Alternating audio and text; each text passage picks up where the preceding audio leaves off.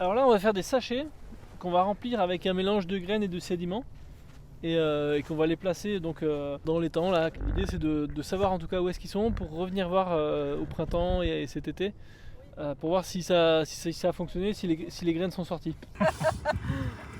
Mais si, Malgré la fraîcheur d'une eau à 7 degrés, l'association Wivi pour la planète a plongé dans l'étang de Berre pour y planter pour la première fois des austères marines.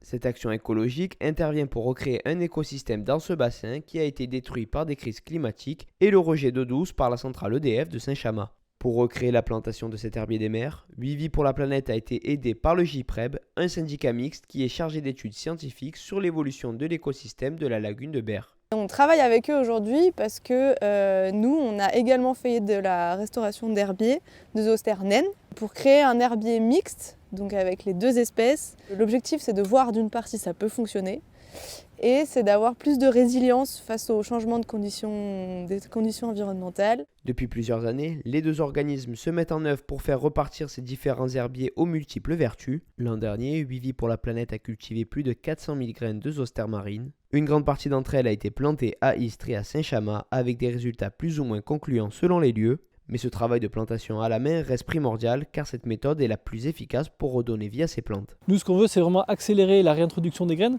qui se faisaient très très mal naturellement. Autant les austères naines, elles sont arrivées à revenir. Alors c'est sûrement des oiseaux qui mangent des graines et qui vont les semer.